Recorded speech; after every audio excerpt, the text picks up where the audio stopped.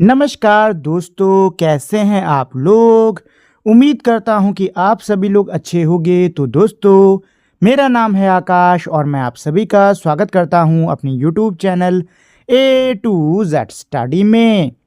और आज की इस वीडियो में मैं आपको पढ़ाऊंगा क्लास 7th सोशल साइंस की book exploring society India and beyond के पार्ट 2 का chapter number 7 infrastructure engine of India's development. तो दोस्तों, इस वीडियो में आगे बढ़ने से पहले मैं आप लोगों से एक छोटी सी रिक्वेस्ट करना चाहूँगा कि अगर आप लोगों ने अभी तक मेरे इस वीडियो को लाइक, शेयर और मेरे चैनल को सब्सक्राइब नहीं किया है तो प्लीज़ फटाफट से आप लोग इस वीडियो को लाइक, शेयर और मेरे चैनल को सब्सक्राइब कर दीजिए। तो दोस्तों, सबसे पहले इस चैप्टर में डॉक्टर APJ अब्दुल कलाम जी द्वारा बोला हुआ एक कोट है। तो पहले तो हम लोग इस कोट को पढ़ लेते हैं, समझ लेते हैं। उसके बाद में बिग क्वेश्चंस को देखेंगे और फिर हम लोग चैप्टर को पढ़ना शुरू करेंगे। A developed India will be one where urban and rural areas have the same infrastructure, roads, power, water and communication. तो APJ अब्दुल कलाम जी कहते हैं कि एक डेवलप्ड इंडिया यानी कि एक विकसित भारत वो होने वाला है जहाँ पर शहरी और ग्रामीण जो क्षेत्र हैं वहाँ पे एक सा इंफ्रास्ट्रक्चर यानी कि वहाँ पर एक सा आधारभूत संरचना हो। मतलब वहाँ पे एक सी सड़कें हों, पावर, वाटर और कम्युनिकेशन, मतलब सारी सुविधाएं कैसी हों, एक सी हों। चलिए दोस्तों, तो अब हम लोग बिग क्वेश्चंस पर चलते हैं। इनको पढ़ के हम लोग को एक आइडिया लग जाएगा कि इस चैप्टर में आखिर हम लोग को क्या सीखने को मिलेगा। तो पहला बिग क्वेश्चन है, what is physical infrastructure and how has it transformed over the years in India? Physical infrastructure क्या होता है और भारत में ये सालों से, मतलब कि बीतते हुए सालों के साथ में कैसे बदला है। सेकंड क्या है, how has the expansion in infrastructure affected the quality of life for individuals and communities? Infrastructure में जो एक्सपेंशन हुआ है यानी कि जो इंफ्रास्ट्रक्चर इतने ये फैले हुए हैं, इसने लोगों के जीवन पे और समुदायों के जीवन पर कैसा असर डाला, उनके जीवन के गुण पर कैसा असर डाला। थर्ड बिग क्वेश्चन क्या है, what is the role of infrastructure in the development and economy prosperity of the nation? देश की आर्थिक समृद्धि में जो इंफ्रास्ट्रक्चर है इसका क्या किरदार रहा है। देश की आर्थिक समृद्धि और विकास में जो ये इंफ्रास्ट्रक्चर है यानी कि आधारभूत संरचना है, इसका क्या किरदार रहा है। तो ये है हमारे तीनों बिग क्वेश्चंस। चलिए अब चैप्टर को पढ़ना शुरू करते हैं। Introduction. Imagine you wake up one morning. कल्पना करिए कि आप एक सवेरे उठते हैं, रेडी फॉर स्कूल, स्कूल के लिए तैयार हुए हो आप।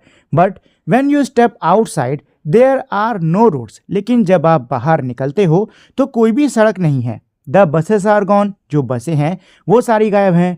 No one's mobile phone has any signal. किसी के मोबाइल फ़ोन में कोई भी सिग्नल नहीं है। The light won't turn on. जो लाइट है यानी कि जो बिजली है वो ऑन नहीं हो रही। The internet is gone. Internet चला गया है। And the tap is running dry.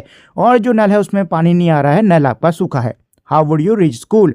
School आप कैसे जाओगे? How would groceries and stationeries reach your nearest market and your home? जो ग्रोसरीज हैं यानी कि जो खाने पीने का सामान है, किराने का सामान है, स्टेशनरी यानी कि आपके पेन, पेंसिल, किताबें जो हैं, ये आपके करीबी बाजार आपके घर तक कैसे आएंगी? How would you access utilities like electricity and water? आपको इलेक्ट्रिसिटी और वाटर जैसी जो सेवाएं हैं वो कैसे मिलेंगी? This is what life might look like without physical infrastructure, which is vast network of tangible structure built to keep our cities and villages functioning. यही होता है, मतलब इसी को हम कहते हैं फिजिकल इंफ्रास्ट्रक्चर। ठीक है, और जीवन हमारा ऐसा ही हो जाएगा बिना फिजिकल इंफ्रास्ट्रक्चर के। ठीक है, अच्छा, अब यहाँ पे कह रहे हैं कि जो फिजिकल इंफ्रास्ट्रक्चर है ये आखिर है क्या चीज़। तो ये हमारा बहुत बड़ा नेटवर्क है ऐसे स्ट्रक्चर्स का, ऐसे ढांचों का, जिनको कि बनाया गया है ताकि हमारे जो शहर हैं और जो हमारे गांव हैं वो अपने काम को कर सकें, मतलब वो चल सकें। इट्स इंक्लूड ट्रांसपोर्टेशन सिस्टम, इसके अंदर ट्रांसपोर्टेशन सिस्टम यातायात का तंत्र आता है, road, bridges, railway etcetera, utility, electricity, water pipeline, communication network, internet, telephone line, telecom towers etcetera, energy infrastructure, wind mill, solar park, oil and gas pipeline etcetera and so on. तो इसके अंदर क्या क्या आता है, यही कह रहे हैं कि भाई इसके अंदर आपका ट्रांसपोर्टेशन का पूरा सिस्टम आता है, यानी कि सड़कें, ब्रिजेस हो गए, पुल हो गए, रेलवेज हो गए, ठीक है, यूटिलिटी, बिजली, पानी की पाइपलाइन, ये सारी चीज़ें। इसके अलावा कम्युनिकेशन नेटवर्क, एनर्जी इंफ्रास्ट्रक्चर, मतलब इसमें सारी चीज़ें आती हैं, जो भी आप सुविधा यूज़ करते हो ना, सभी की बात यहाँ पर हो रही है। Why is physical infrastructure important? जो फिजिकल इंफ्रास्ट्रक्चर होता है, यानी कि जो भौतिक मूल ढांचा होता है, यह महत्वपूर्ण क्यों है? अच्छा, इस चैप्टर में ना बार बार ये जो वर्ड है इंफ्रास्ट्रक्चर, ये आ रहा है, ठीक है। तो इसका मतलब समझ लो कि ये टर्म क्या होता है। देखो, इसका मतलब ये है कि ऐसी संरचनाएं, ऐसी रचनाएं जो कि देश के विकास के लिए और हमारे दैनिक जीवन को सुचारू रूप से चलाने के लिए क्या हो, ज़रूरी हो, ठीक है ना। जैसे कि स्कूल हो गए, पुल हो गए, अस्पताल हो गए, ठीक है ना दोस्तों, ये सारे इंफ्रास्ट्रक्चर के अंदर ही आते हैं, ठीक। चलो, टॉपिक हमारा क्या था? टॉपिक ये था कि भौतिक इंफ्रास्ट्रक्चर जो है ये इंपॉर्टेंट क्यों होता है। तो one bright morning Rishabh packed his bag for a 2-day trip from Delhi to his home town Talegaon in Nashik, Maharashtra. क्या कह रहे हैं कि एक सवेरे की बात है, जो ऋषभ है ये अपने बैग को पैक करता है, ये 2 दिन के ट्रिप पे जा रहा है। कहाँ? दिल्ली से ये अपने होम टाउन तलेगांव जा रहा है, जो कि नासिक महाराष्ट्र में पड़ता है। He started off his car, zoomed across a wide bridge and then parked the car at the metro station। अपनी कार को शुरू करता है, ये चौड़े से पुल को पार करता है और फिर अपनी कार को मेट्रो स्टेशन पर ये खड़ा कर देता है। He hopped onto the metro to skip heavy traffic। Heavy traffic को स्किप करने के लिए, यानी कि भारी ट्रैफिक से बचने के लिए वो मेट्रो पर बैठता है। And quickly reach the railway station, और जल्दी वो रेलवे स्टेशन पहुंच जाता है। Soon he was on a train rushing past green fields and town। जल्दी वह ट्रेन पर बैठा हुआ था और वो मतलब उसकी जो ट्रेन है वो हरे भरे जो खेत हैं उनसे होते हुए, शहरों से होते हुए जा रही है। He called his mother and shared his location using his smartphone। अपनी मम्मी को कॉल करता है और स्मार्टफोन का यूज़ करते हुए लोकेशन को शेयर करता है। After reaching closer to the home, he rode bus that moved through many flyovers। घर के करीब पहुंचने पर वो बस पर बैठता है जो कि कई फ्लाईओवर्स से होते हुए जाती है। He was seated right next to Satish, a hard-working tomato farmer from Maharashtra who was returning from the mandi after selling his harvest।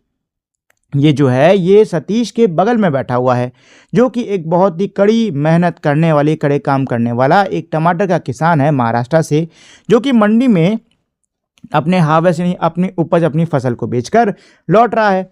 Rishabh saw some of the tomatoes in his bag kept right next to him. Rishabh देखता है कि उसने कुछ टमाटर जो हैं वो एक बैग में अपने बगल में रख रखे हैं। ही रिमार्क, उसको देख के रिमार्क करता है, मतलब ये बोलता है, सच रेड एंड जूसी टमाटोज, अरे कितने लाल और रसीले टमाटर हैं।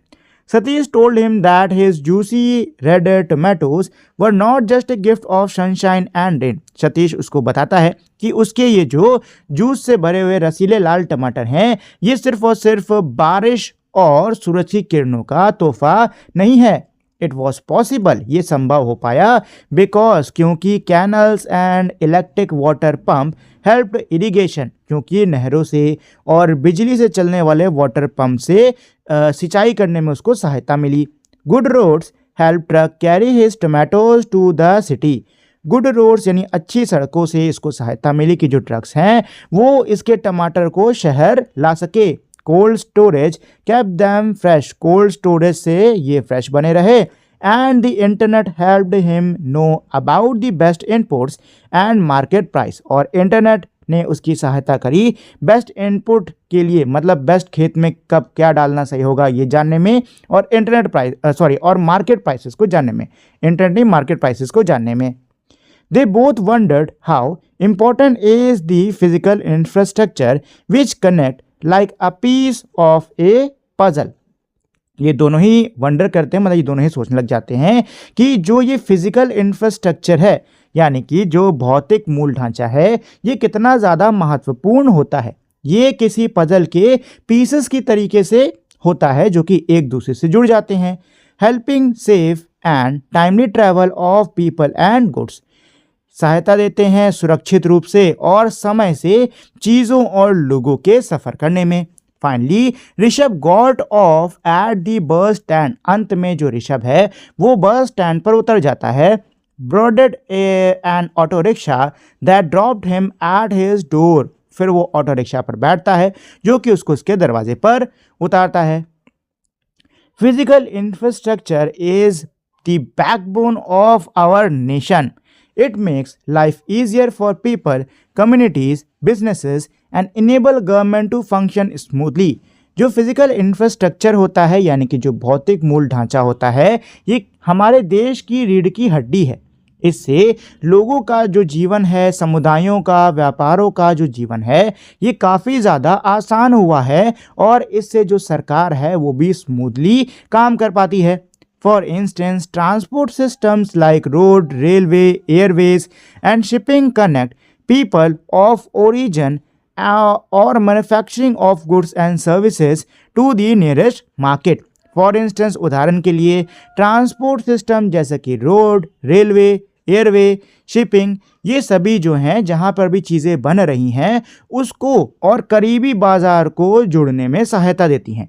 India has had a network of trade routes since ancient time. Bharat में प्राचीन समय से ही व्यापार के रस्तों का काफ़ी बड़ा तंत्र रहा है। And today's modern infrastructure has taken this forward to boost trade both within and outside the city. और आज जो हमारा आधुनिक इंफ्रास्ट्रक्चर है इसने इसको और आगे बढ़ाया है, व्यापार को और आगे बढ़ाया है, देश के अंदर देश के बाहर दोनों। Better infrastructure also supports tourism, connect remote areas and help during emergencies like flood and earthquake. बेहतर जो इंफ्रास्ट्रक्चर होता है ये टूरिज़्म को और सपोर्ट देता है, जो रिमोट एरियाज़ हैं यानी कि जो दूर दराज के क्षेत्र हैं उनको जोड़ता है, और कभी अगर इमरजेंसीज होती हैं, कभी अगर कोई कह सकते हो विकट परिस्थिति पैदा हो जाती है जैसे कि बाढ़ हो गया, अर्थक्वेक, उसमें भी ये सहायता देता है। It also strengthens national security by improving access to all kind of terrain for the defense force. इसके अलावा ये देश की जो रक्षा है उसको, देश की जो सुरक्षा है उसको ये और बेहतर करता है और मजबूत बनाता है, क्योंकि इसकी सहायता से जो हमारे डिफेंस फोर्सेस हैं, हमारे जो सुरक्षा बल हैं, वो हर प्रकार के ट्रेन यानी कि हर प्रकार की जगह पर जा पाते हैं। Think about it. What might happen to Satish effort if any part of the infrastructure is missing? क्या कह रहे हैं कि भाई अगर इंफ्रास्ट्रक्चर का कोई भी हिस्सा मिसिंग होता तो सतीश जो अपने मतलब घर जाना चाहता तो उसमें क्या होता। तो देखो दोस्तों, एग्जाम्पल के लिए मान लो कि सड़क गड़बड़ होती तो सतीश पहले कार से सड़क मतलब सड़क पे तो चला गया ना, सीधी सी बात है। तो कार से पहले वो अपने घर से कहाँ गया था, मेट्रो गया था। तो अगर सड़क गड़बड़ होती तो उसको पहले बात तो मेट्रो तक पहुंचने में काफ़ी ज़्यादा दिक्कत होती, एक्सीडेंट होने के भी चांसेस थे, और उसके बाद में फिर वो बस से भी जाता है। तो अगर रोड्स अच्छे नहीं होते, फ्लाईओवर अच्छे नहीं बने होते, तो बाद में सफ़र के बाद में भी बस से भी जाने में उसको काफ़ी ज़्यादा दिक्कत होती। ठीक है ना, मतलब ये है कि अगर कोई भी हिस्सा इंफ्रास्ट्रक्चर का मिसिंग होता तो उसकी वजह से सतीश को अपने घर तक पहुंचने में बहुत ज़्यादा दिक्कत होती और हो सकता है कि उसको अपने प्लान को कैंसिल भी करना पड़ता। सेकंड्स में क्या कह रहा है, what happens when a new highway is build near A village. क्या होता है जब किसी गांव के पास में एक नया हाईवे बनता है। How does it impact the life of the people living near by. करीब में जो लोग रह रहे होते हैं, उसके करीब में जो लोग रह रहे होते हैं, उनके जीवन पे इसका क्या इम्पैक्ट, क्या असर होता है। तो देखो दोस्तों, अगर किसी अगर किसी गांव के पास में नया हाईवे बनता है तो सीधी सी बात है, हाईवे की सहायता से जो गांव वाले हैं अब वो काफ़ी ईजिली एक जगह से दूसरी जगह आ जा सकते हैं। ठीक है ना, हाईवे की सहायता से अब वो अपने सामान को लेकर, जो भी उनकी उपज है उसको लेकर आसानी से एक पॉइंट से दूसरे पॉइंट तक आ जा सकते हैं। इससे उनके जो काम है वो और भी तेज़ी से होने लग जाएंगे और उनको लॉन्ग टर्म में इसका क्या फ़ायदा ही होने वाला है। ठीक है दोस्तों, imagine if there was no internet और फ़ोन सर्विस। इमेजिन करो कि कोई भी इंटरनेट या फिर फ़ोन सर्विस नहीं है। How would this affect people's ability to work and learn. लोगों की काम करने की और सीखने की क्षमता पर इसका क्या असर पड़ता। तो दोस्तों, अभी जो ये वीडियो आप देख रहे हो ये इंटरनेट के द्वारा ही देख रहे हो, ठीक है ना, इंटरनेट और फ़ोन सर्विस के द्वारा ही देख रहे हो। तो अगर इंटरनेट नहीं होता, फ़ोन सर्विस नहीं होती, तो हम लोगों को कोई भी नई चीज़ सीखने में, समझने में बहुत ज़्यादा दिक्कत का सामना करना पड़ता, ठीक है ना। इसके अलावा अगर फ़ोन सर्विस नहीं होती तो आप अपने परिजनों से, दोस्तों से या फिर दूर कहीं बैठे किसी भी व्यक्ति से बात नहीं कर पाते, ठीक है। चलिए, ट्रांसपोर्टेशन इंफ्रास्ट्रक्चर, परिवहन अवसंरचना। How do you and your family members commute to nearby and far off places. क्या कह रहे हैं कि आप या आपके परिवार का कोई सदस्य किसी करीबी या फिर किसी दूर की जगह पर कैसे जाते हो। Let's learn about the transportation infrastructure that enable the mobility of people and goods. चलिए, हम लोग ट्रांसपोर्टेशन इंफ्रास्ट्रक्चर यानी कि परिवहन अवसंरचना के बारे में सीखते हैं, इसके बारे में जान लेते हैं, जिससे कि लोग और जो सामान है वो एक जगह से दूसरी जगह आ जा पाते हैं। Road and highway network. Do you know, क्या आपको पता है, India has the second largest road network in the world. Bharat के पास दुनिया का दूसरा सबसे बड़ा सड़कों का नेटवर्क है। Only after United States of America. America के बाद में भारत ही आता है। There are many type of roads. कई अलग अलग प्रकार की सड़कें होती हैं। The local roads near your home help children reach school, farmers carry crop to market and ambulances reach hospital. जो लोकल रोड्स जो कि आपके घर के पास में होती हैं, उससे बच्चे जो हैं वो स्कूल जाते हैं, ठीक है। जो किसान है वो अपने उपज को लेके, फसल को लेके मार्केट, बाजार जाते हैं, और जो एम्बुलेंस होती हैं वो अस्पताल पहुंच पाती हैं। Then there are bigger roads like state highways connecting towns and district within a state along with other bigger highways. फिर इसके बाद में इनसे बड़ी सड़कें होती हैं जो कि है स्टेट हाईवे, जैसे कि हो गई आपकी स्टेट हाईवे। स्टेट हाईवे जो है ये दो टाउन या दो डिस्ट्रिक्ट, दो जिलों को क्या करती है, आपस में जोड़ती है, ठीक है। These are build and maintained by state through their public work department. इनको स्टेट द्वारा ही बनाया जाता है, इनका जो मेंटेनेंस है वो भी स्टेट ही करती है। देन नेशनल हाईवेज एंड उसके बाद में आते हैं नेशनल हाईवे और एक्सप्रेसवे, ठीक है, are like super fast road that join cities across state and are build and maintain by the central government. ये हमारे सुपर फास्ट रोड होते हैं जो कि शहरों को जोड़ते हैं, और इनको जो केंद्र सरकार होती है उसके द्वारा ही बनवाया जाता है, और वही इसको मेंटेनेंस का जो भी काम है उसको मेंटेन करने का काम भी उन्हीं का होता है। They connect with other infrastructure like railway station, airport and port so that goods and people can travel smoothly। ये जो होती हैं, ये जो बाकी इंफ्रास्ट्रक्चर हैं, बाकी जो अवसंरचनाएं हैं उनसे जोड़ती हैं, जैसे कि रेलवे स्टेशन हो गया, एयरपोर्ट हो गया, पोर्ट यानी बंदरगाह हो गया, जिससे कि सामान और लोग जो हैं वो स्मूथली, वो आसानी से ट्रैवल कर सकें। Don't miss out. As of 2025, the length of India's national highway was around 150,000 kilometers. NH44 is the longest national highway in India at 4,112 kilometers. क्या कह रहा है कि भाई 2025 तक भारतीय नेशनल जो हाईवेज हैं इनकी लंबाई है 150,000 किलोमीटर, जो कि बहुत ज़्यादा होती है। NH44 जो है वो इंडिया का सबसे लंबा हाईवे है, जो कि 4,112 किलोमीटर का है। It runs from Srinagar in the north to the Kanyakumari in the south. ये श्रीनगर से लेकर कन्याकुमारी तक जाता है, ठीक है। नॉर्थ में जो श्रीनगर है वहाँ से लेकर साउथ की कन्याकुमारी तक जाता है। In addition the golden quadrilateral is an important highway network connecting four of India's major cities, Delhi, Mumbai, Chennai and Kolkata. क्या कह रहे हैं इसके साथ में जो गोल्डन क्वाड्रिलेटरल हैं ये भारत के चार बड़े शहरों को आपस में जोड़ते हैं, जो कि हो गए दिल्ली, मुंबई, चेन्नई और Kolkata. Highways can not be build everywhere, specially in difficult terrains like dense forest, wide rivers and steep mountains. क्या कह रहे हैं कि जो हाईवेज होते हैं इनको आप कहीं पर भी नहीं बना सकते हो, जैसे कि घने जंगलों में, चौड़ी नदियों के किनारे या चौड़ी नदियों में, और जो तीखे पहाड़ होते हैं ना उन पे आप हाईवेज नहीं बना सकते हो।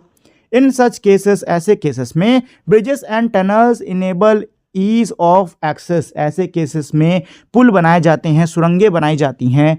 For instance the Dhola Sadiya bridge और the Bhupen Hazarika Setu connect Assam and Arunachal Pradesh across the Lohit river, a tributary of Brahmaputra. क्या कह रहे हैं कि भाई उदाहरण के लिए एक ब्रिज है जो कि है ढोला सदिया ब्रिज, ठीक है, ये असम और अरुणाचल प्रदेश को कनेक्ट करता है, जोड़ता है लोहित रिवर के ऊपर, ठीक है। ये लोहित रिवर है, ये ब्रह्मपुत्र की एक ट्रिब्यूटरी है। At 915 kilometer, it is the second longest bridge in India। क्या कह रहे हैं 9.15 किलोमीटर इसकी लंबाई है और ये भारत का दूसरा सबसे लंबा ब्रिज है, पुल है।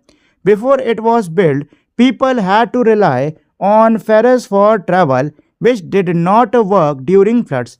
क्या कह रहे हैं कि भाई इसके बनने से पहले लोग जो हैं वो फेरीज के ऊपर डिपेंड किया करते थे। फेरीज क्या है, ये नदी में चलने वाली नाव होती हैं छोटी छोटी, ठीक है, तो इनके ऊपर लोग जो हैं वो डिपेंड किया करते थे ट्रैवल करने के लिए, जो कि बाढ़ के समय पर काम नहीं करते, क्योंकि भाई नदी में बाढ़ आई उसमें कहाँ नाव चलाओगे, डूब जाओगे। Now the bridge provide year round travel and has cut travel time by 4 hours। क्या कह रहे हैं कि अब ये जो ब्रिज है इससे आप साल भर ट्रैवल कर सकते हो, और जो ट्रैवल टाइम है मतलब सफ़र करने में जो समय लगता है वो भी अब 4 घंटा कम लगता है। Farmers can take their vegetables and fruit to the market before they spoil, and people can access hospitals और medicine faster even during floods. जो किसान हैं वो अब अपनी सब्जियों को, फलों को मार्केट जल्दी पहुंचा पाते हैं उनके सड़ने से पहले, और जो लोग हैं वो भी अब जल्दी अस्पताल जा पाते हैं, दवाइयों को उनको एक्सेस जल्दी मिल जाता है फ्लड के दौरान भी, मतलब बाढ़ के दौरान भी। Another infrastructure marvel closer to the nature is the Meghalaya's living root bridge, which are crafted by the indigenous Khasi and Jantai tribe using the root of ficus।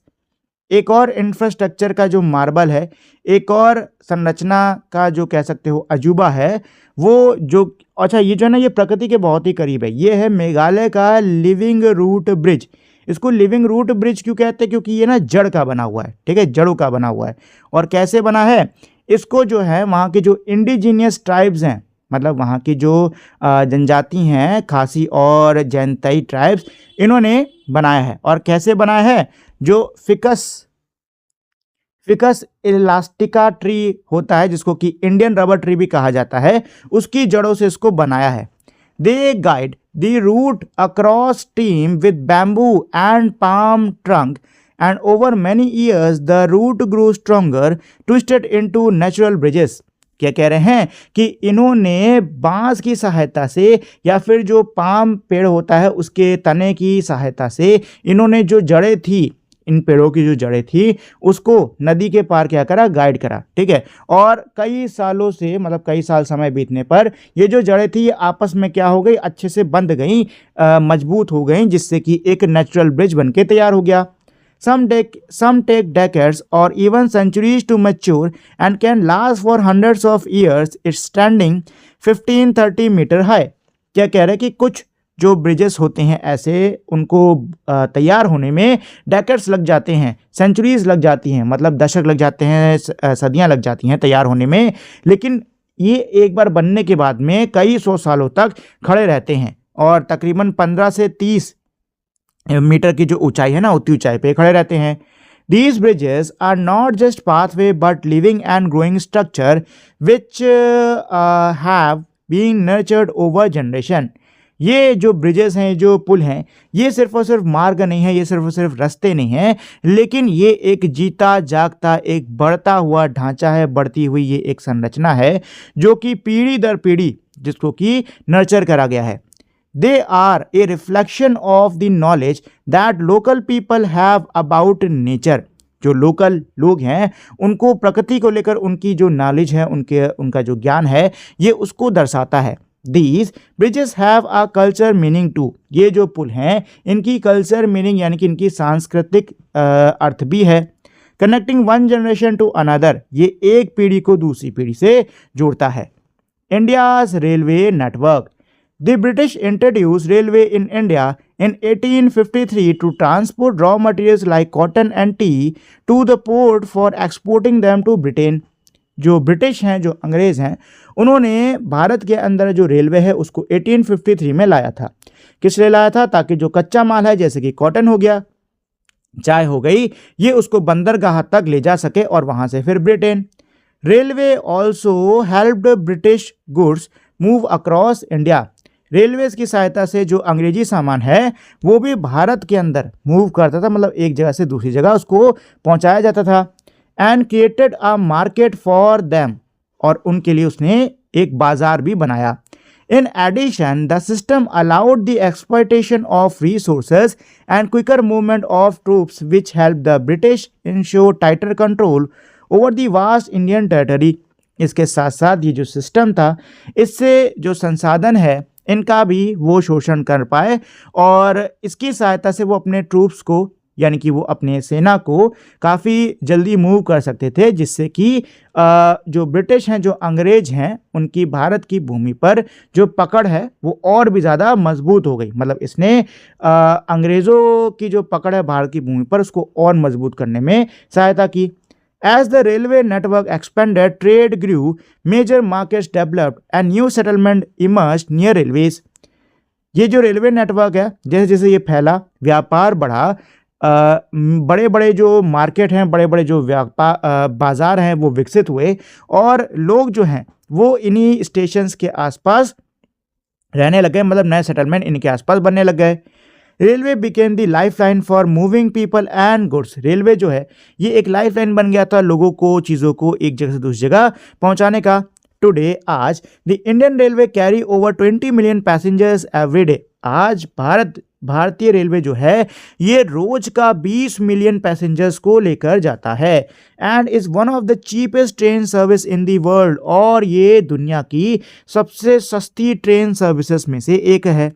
Cargo train carry item like coal, grain, textiles and electronic using 70-90% less energy than road transport। जो cargo trains होती हैं ये कोयला, अनाज, कपड़ा, electronic सामान इन सबको लेकर जाती हैं और ट्रेन से ले जाने पे सड़क यातायात के मुकाबले 75 से 90% कम ऊर्जा का इसमें इस्तेमाल भी होता है। Earlier trains use coal and diesel. पहले जो ट्रेनें हैं वो कोयला या डीजल उनमें लगा करता था, which cause a lot of pollution, जिससे कि बहुत ज़्यादा प्रदूषण होता। Now India is aiming to have 100% train running on electricity by 2025। अब भारत जो है वो एम कर रहा है, यानी कि भारत का ये लक्ष्य है कि वो 2025 तक सारी मतलब जो ट्रेनें हैं वो इलेक्ट्रिसिटी पर 100% जो ट्रेनें हैं वो इलेक्ट्रिसिटी पे चलाए, which is better for environment, जो कि इन्वायरमेंट के लिए बेहतर है, and a huge achievement for the country, और देश के लिए भी ये एक बहुत ही बड़ा अचीवमेंट है, ये एक बहुत ही बड़ी चीज़ है, बहुत बड़ा कीर्तिमान है। चलो, Indian Railway is also the largest employer with about 1.21 million employees in 2024। भारतीय रेलवे जो है ये सबसे बड़ा एम्प्लॉयर भी है, क्योंकि 2024 में इसमें 1.21 मिलियन जो वर्कर्स हैं, जो एम्प्लॉयज़ हैं वो काम कर रहे थे, including engineer, ticket collector and service staff. इसमें आपके engineers, ticket collector, service staff ये सब शामिल हैं। Additionally, it also creates many indirect jobs like catering, vending and taxi services. इसके अलावा ये जो है कई सारी इनडायरेक्ट जॉब्स को भी पैदा करता है, जैसे कि केटरिंग हो गया, वेंडिंग हो गया और टैक्सी सर्विस हो गया. From 1853 to now, Indian Railway has come long way. 1853 से अभी तक भारतीय रेलवे जो है अब वो बहुत ही आगे आ चुका है. Today Indian railway is the fourth largest railway system in the world. आज भारतीय रेलवे जो है ये दुनिया का चौथा सबसे बड़ा रेलवे सिस्टम है. ठीक है, ये देखो, ये जो आप इमेज देख रहे हो ना, ये जो मैप देख रहे हो, इसमें ये इतने सारे, ये सब ना रेलवे ही है, मतलब रेलवे लाइंस ही हैं. ठीक है, देखिए कितनी सारी रेलवेज हैं, कितनी सारी रेलवेज हैं, मतलब पूरा समझ लो भारत कवर है इन्हीं रेलवेज से ही. ठीक है दोस्तों, और ये आप चार्ट देख सकते हो, सबसे ज़्यादा किस में है, यूएसए में है, फिर आपका चाइना, देन रशिया और उसके बाद में भारत का नंबर आता है. ठीक है दोस्तों, चलिए. Metro train system. Metro train operates in 23 Indian cities. जो ये मेट्रो ट्रेन है ये 23 भारतीय शहरों में चलती है. With the total length of over 1000 kilometres. इसकी जो टोटल लेंथ है वो 1000 किलोमीटर्स से ज़्यादा है, मतलब उतने के आसपास है. The network expanding and soon India will have the third largest network in the world after China and USA. जो ये पूरा कह सकते हो नेटवर्क है, मेट्रो ट्रेन नेटवर्क है, ये फैल रहा है इंडिया में, काफ़ी तेज़ी से फैल रहा है और जल्द ही भारत के पास में तीसरा सबसे बड़ा मेट्रो ट्रेन नेटवर्क हो जाएगा चाइना और यूएसए के बाद. दे offer fast and reliable travel, easier daily commute and help reduced road traffic. ये बहुत ही फास्ट, देखो मेट्रो ना बहुत फास्ट होती है. मेट्रो में कभी अगर आप लोगों ने ट्रैवल करा होगा तो मेट्रो बहुत ही ज़्यादा फास्ट होती है, गाड़ी वाड़ी के मुकाबले काफ़ी तेज़ होती है ये. ठीक है, और इससे ना रोड ट्रैफिक जो है ये भी कम होता है.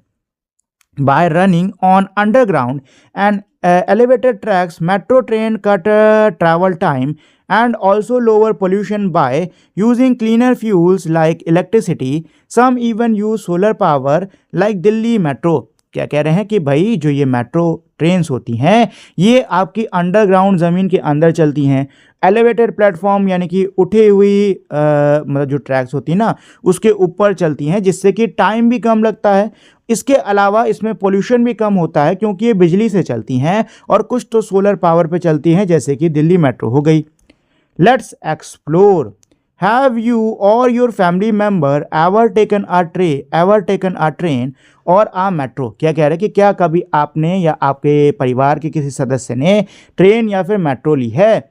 What sort of economic activities did you see around the station. Station के आसपास आपको कैसी आर्थिक गतिविधि देखने को मिलती है. Share the experience with your classmates. अपने क्लासमेट्स के साथ में एक्सपीरियंस को शेयर करो. तो देखो दोस्तों, हाँ मेरी फैमिली ने और मैंने, हम दोनों ने ही ट्रेन मेट्रो इन सब में ट्रैवल करा हुआ है. ठीक है, स्टेशन के आसपास आपको बहुत सारी आर्थिक गतिविधियां देखने को मिल जाएंगी, जैसे कि कोई आपको चाय बेचता नज़र आएगा, वहाँ पे खाने के वेंडर्स होते हैं, बुक की लोग छोटी छोटी शॉप लगा के बैठते हैं. इसके अलावा कूली होते हैं जो कि सामान को ले जाने मतलब लाने ले जाने का काम करते हैं, वो इसके बदले आपसे थोड़ा सा चार्ज लेते हैं बस. ठीक है, टैक्सी, ऑटो सर्विस होती हैं, छोटी छोटी दुकानें जो कि स्नैक्स, वाटर ये सब बेच रही होती हैं. ठीक है, मतलब बहुत सारी चीज़ें जो हैं वो, बहुत सारी इकोनॉमिक एक्टिविटीज़ आपको जो हैं वो स्टेशन के आसपास देखने को मिल जाएंगी. Air transport is the fastest way to connect people and places within and across countries. क्या कह रहे हैं कि जो एयर ट्रांसपोर्ट होता है वो सबसे तेज़ तरीका होता है लोगों को देश के अंदर देश के बाहर जोड़ने का. Passenger flight carry people and cargo flight move high value और perishable goods like vaccine, chemical, sea food etcetera. जो पैसेंजर फ्लाइट्स होती हैं वो लोगों को लेके जाती हैं और जो कार्गो फ्लाइट होते हैं वो सामान को लेके जाते हैं, जो हाई वैल्यू और जो जल्दी ख़राब होने वाला सामान है ना, जैसे वैक्सीन, केमिकल, सी फूड, इन सब को लेके जाते हैं. These are particularly helpful in delivering aid to people during disasters like flood and earthquake, as they can reach difficult terrains like high mountain, desert and forest and long oceanic stretch easily. क्या कह रहे हैं कि खास तौर पे ये काफ़ी ज़्यादा काम की होती हैं, काफ़ी ज़्यादा ये सहायता देती हैं जब डिज़ास्टर में फंसे लोगों को, जैसे बाढ़ या फिर भूकंप जैसे किसी डिज़ास्टर में फंसे लोगों तक सहायता पहुंचानी होती है। क्योंकि जो कठिन जगहें होती हैं जैसे कि पहाड़ हो गए, रेगिस्तान हो गए, घने जंगल हो गए, ठीक है, लंबा समुद्री जो रास्ता है, ये यहाँ सब में बड़ी आसानी से पहुंच जाते हैं। Don't miss out, India has the third highest domestic air traffic in the world after the USA and China and handled around 376 million passengers in 2024-25। Bharat में दुनिया का तीसरा सबसे ज़्यादा एयर ट्रैफिक देखा जाता है अमेरिका और चाइना के बाद, और 2024-2025 में इसने 376 मिलियन पैसेंजर्स को हैंडल करा था। Look at the Kempegowda International Airport in Bangalore, Karnataka, which is designed based on the concept of garden city। क्या कह रहे हैं कि भाई जो कर्नाटक बेंगलुरु का कैंपेगौड़ा इंटरनेशनल एयरपोर्ट, इसको देखो, इसको डिज़ाइन किया गया है गार्डन सिटी के कॉन्सेप्ट पर। It is adorned with bamboo structure, plants and vibrant green spaces while also adopting the latest infrastructure to serve passengers। इसको सजाया गया है बांस के अलग अलग ढांचों से, पौधों से, मतलब हरा भरा खूब इसको करा गया है। और इसी के साथ में इसमें सबसे ज़्यादा आधुनिक जो इंफ्रास्ट्रक्चर हैं, आधुनिक जो अवसंरचनाएं हैं, उनका इस्तेमाल करा गया है जो पैसेंजर्स हैं उनको सुविधा देने के लिए। इन 2025 में इंडिया हैज़ 159 एयरपोर्ट्स, भारत में 159 एयरपोर्ट्स हैं। Look at some of the international and domestic airport in the map figure 7.18। क्या कह रहे हैं कि फिगर 7.18 में जो मैप दिया हुआ है उसमें कुछ इंटरनेशनल और डोमेस्टिक एयरपोर्ट दिए हुए हैं, उसको देखो। Which airport is closest to your home, आपके घर के करीब कौन सा एयरपोर्ट है, ठीक है। तो ये देखो, ये है मैप, ठीक है, और यहाँ पे ये सारे एयरपोर्ट्स दिए हुए हैं, ठीक है। तो देखो मेरे घर के करीब, मैं ढूंढता हूँ मेरे घर के करीब कौन सा होगा, तो उत्तर प्रदेश उत्तर प्रदेश उत्तर प्रदेश ढूंढो फटाफट। उत्तर प्रदेश कहाँ है? उत्तर प्रदेश का कोई नहीं दिया क्या यहाँ पे? हाँ है, ये देखो नोएडा है। अरे ये नहीं है, देखो अमौसी वाला मेरे घर के पास पड़ता है ज़्यादा, ठीक है। चलो फिलहाल आप लोग देख रहे हैं ना कि आपके घर के पास में कौन सा पड़ता है। आगे बढ़ते हैं इसमें। Shipping and port, India approximately 11,100 kilometre of coast line is connected to region like West Asia, Africa and Europe, supporting trade and shipping. क्या कह रहे हैं कि भारत का तकरीबन 11,100 किलोमीटर की जो तटीय रेखा है वो वेस्ट एशिया, अफ्रीका, यूरोप से जुड़ी हुई है, और ये व्यापार, मतलब यहाँ पे व्यापार को सपोर्ट करती है शिपिंग्स के द्वारा। As a cheaper mode of transport, ship carry heavy goods like coal, cars and cement over long distance. अच्छा, जो शिपिंग होती है ये बहुत ही ट्रांसपोर्ट का बहुत ही चीप, यानी बहुत ही सस्ता साधन होता है, ठीक है ना। और जो शिप्स होते हैं वो हैवी गुड्स, जो भारी सामान होते हैं, जैसे कि आपको कोयला हो गया, गाड़ियाँ हो गई, सीमेंट हो गया, इसको दूरी दूरी तक, मतलब बहुत दूरी दूर तक लेके जाते हैं। Ship docks at port where goods are loaded and upload and unloaded. जो शिप होते हैं, जो जहाज होते हैं, इनको बंदरगाहों पर रखा जाता है, वहीं पे इनको रोका जाता है जहाँ पे सामान को उतारा और चढ़ाया जाता है। India has 12 major ports, Bharat के अंदर 12 बड़े बंदरगाह हैं, एंड 217 माइनर पोर्ट्स, और 217 छोटे बंदरगाह हैं। The volume of cargo handled has increase by 50% in the past decade. क्या कह रहे हैं? अभी बीते हुए दशक में जो कार्गो है, यानी कि जो सामान आता था यहाँ पे, जहाँ जिस सामान को हैंडल किया जाता था इन बंदरगाहों पे, वो तकरीबन 50% से बढ़ा है, ठीक है। चलिए आगे बढ़ते हैं इसमें। तो यहाँ पे भारत के कुछ मेजर जो सी पोर्ट्स है ना, यहाँ पे जो मैप दिया ना, इसमें भारत कुछ बड़े सी पोर्ट्स जो हैं वो दिए हुए हैं, ठीक है, देख सकते हो। Kandla port, Mumbai port, Jawaharlal Nehru port, ये सारे हैं, ठीक। चलो जी आगे बढ़ते हैं। Communication infrastructure, technology has transformed how we communicate. Technology ने बदल दिया है जिस तरीके से हम कम्युनिकेट करते हैं, यानी जिस तरीके से हम दूसरे से संपर्क करते हैं उसको। Making it faster and easier through devices like phone, computers and tablets. Computer, phones, tablets ऐसे डिवाइसेस के द्वारा अब जो कम्युनिकेशन है, यानी कि जो संपर्क है एक दूसरे से, वो और भी ज़्यादा तेज़ हो गया है और भी ज़्यादा आसान हो गया है। Behind this is a communication infrastructure. इसके पीछे एक पूरा कम्युनिकेशन इंफ्रास्ट्रक्चर है, including cables, wireless devices, tower, satellite and data centres that enable transmitting messages, images and videos. इनके पीछे पूरा कम्युनिकेशन इंफ्रास्ट्रक्चर है जिसमें आपके केबल शामिल हैं, wireless device, tower, satellite, data centre, ये सब शामिल हैं जिनसे कि आप मैसेज भेज सकते हो, इमेज भेज सकते हो, वीडियोस भेज सकते हो। Let us see how communication evolved from slow manual method to digital system with instant global connectivity। चलिए देखते हैं कि ये जो कम्युनिकेशन है, यानी कि जो ये संपर्क करना है, ये कैसे विकसित हुआ, धीरे मैनुअल मेथड से कैसे ये डिजिटल सिस्टम में कन्वर्ट हुआ, जिससे कि आप ग्लोबली यानी दुनिया भर में इंस्टेंट यानी चुटकी बजाते हुए तुरंत कनेक्ट कर सकते हो। When Rani from a village in Madhya Pradesh sent a video note to her cousin in Tamil Nadu, it feels so simple. Just tap, record and send। क्या कह रहे हैं? जब जो रानी है वो अपने मध्य प्रदेश में एक गांव से जब तमिलनाडु में रह रही उसके कज़न को वो वॉइस नोट भेज रही है, तो कितना ज़्यादा ये सिंपल है, सिर्फ टैप करना है, रिकॉर्ड करना है और भेज देना है। But have you ever wondered what magical journey that tiny message take. लेकिन क्या आपने कभी सोचा है कि कौन सी जादुई जर्नी, यानी कौन से जादुई सफ़र से ये जो आपका छोटा सा संदेश है ये जाता है। It's not just two phones, first electricity power the mobile tower near her village. ये इसमें बस 2 फोन ही शामिल नहीं है। पहले तो जो इलेक्ट्रिसिटी यानी कि जो बिजली है वो उसके गांव के पास के मोबाइल टावर को क्या करती है, पावर करती है।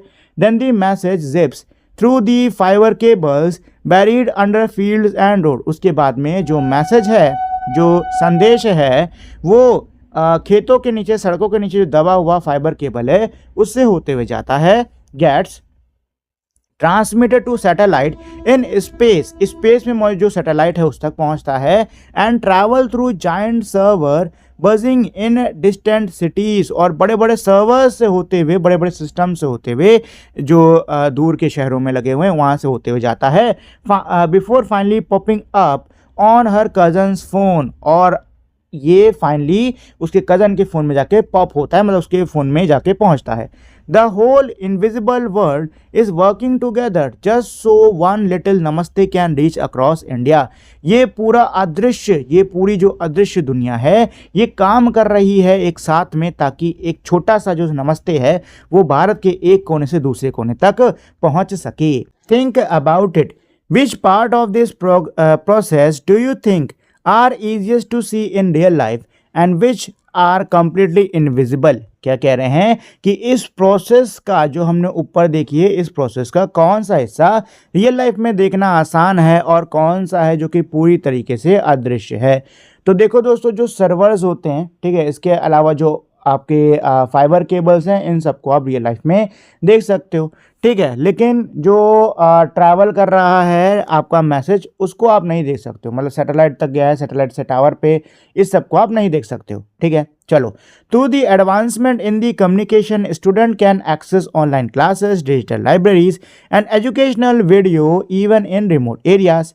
क्या कह रहे हैं कि भाई कम्युनिकेशन में, संचार में जो एडवांसमेंट्स हुए हैं, जो विकास हुए हैं, जो नई चीज़ें आई हैं, इससे अब जो बच्चे हैं वो ऑनलाइन क्लासेस ले सकते हैं, डिजिटल लाइब्रेरीज उनको मिल जाती हैं, जो एजुकेशनल वीडियोस हैं वो इनको मिल जाती हैं दूर दराज के क्षेत्रों तक। It aid emergency response during natural disaster through quick mobile SMS alert और ऐप। क्या कह रहे हैं, नेचुरल डिजास्टर के टाइम पे भी इसकी सहायता से, मतलब SMS, मोबाइल SMS की सहायता से, ऐप की सहायता से इमरजेंसी रिस्पॉन्स भेजा जा सकता है, ठीक है। जैसे एक एग्जांपल मैं बताता हूँ, अक्सर मेरे फ़ोन पे मैसेज आता है जब भी आंधी तूफान आने वाली होती ना, तो मेरे फ़ोन पे मैसेज आता है कि इन शहरों में तेज़ बारिश के साथ में आंधी आने के या ओले गिरने के आसार हैं, ऐसे करके, ठीक है। Small and large businesses cell products across the world through e governance. छोटे छोटे बड़े बड़े जो व्यापार हैं वो सामान बेच सकते हैं दुनिया भर में ई कॉमर्स की सहायता से।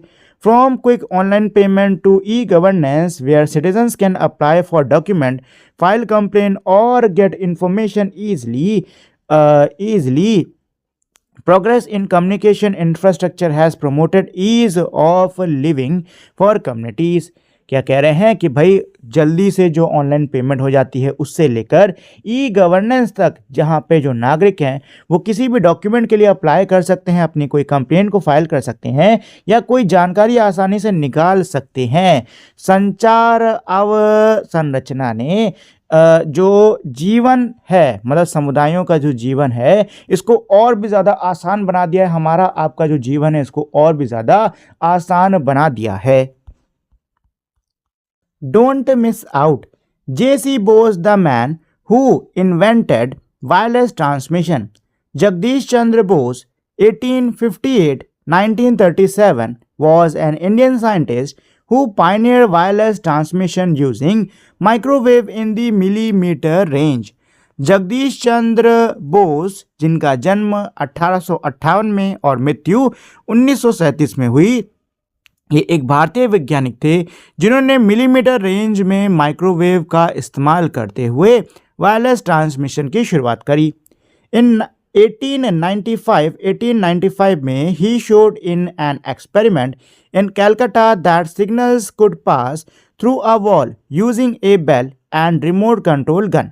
क्या कह रहे हैं कि भाई 1895 में कैलकाटा में अपने एक एक्सपेरिमेंट में इन्होंने दिखाया कि जो सिग्नल्स होते हैं ये वॉल यानी दीवार के आर पार जा सकते हैं, और इस एक्सपेरिमेंट को करने के लिए इन्होंने बेल और रिमोट कंट्रोल गन इसका यूज़ करा। He also invented a new type of coherer, a key part of early wireless system which decoded transmitted signals। क्या कह रहे हैं कि भाई इन्होंने इसके अलावा कोहेरर, एक नए प्रकार के कोहेरर का भी आविष्कार करा, जो कि शुरुआती जो वायरलेस सिस्टम हुआ करते थे उसमें उसका यूज़ होता था, जो सिग्नल्स है ना उनको, मतलब आयो सिग्नल्स को डिकोड करने के लिए। Later Guglielmo Marconi, an Italian physicist and inventor, patented a similar device in 1901 and the same year succeeded in transmitting a radio signal across the Atlantic. He won the Nobel Prize in Physics in 1909।